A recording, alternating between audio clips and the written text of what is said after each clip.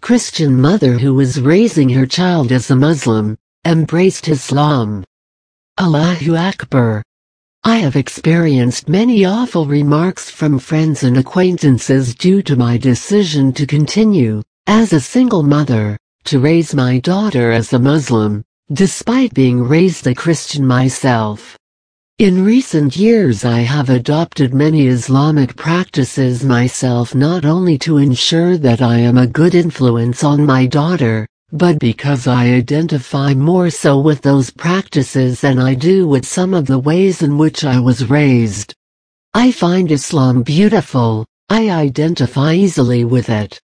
However, I feel that it is my responsibility as a human, regardless of race and religion, is to teach my daughter to be kind, compassionate and appreciative of all cultures and religions.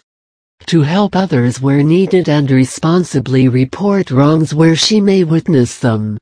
Inshallah, one day the world will see peace and will indeed learn to love thy neighbor, but until then it is each of our responsibility to be better and do better. Above all else, the world needs love and acceptance. We all bleed the same after all. For more than a year, I had been studying Arabic and watching Islamic lectures online in an effort to educate myself and teach my daughter. After what had been a very difficult few years, I began to apply advice from those lectures to my daily life and was surprised to find that after such a long time, Alhamdulillah, my self-confidence began to return. I began to be social with my friends again, got into law school, started a small business, and slowly started to feel a little less scared of my own shadow. Initially, I thought I would be content celebrating both religions and continuing to study Islam in private.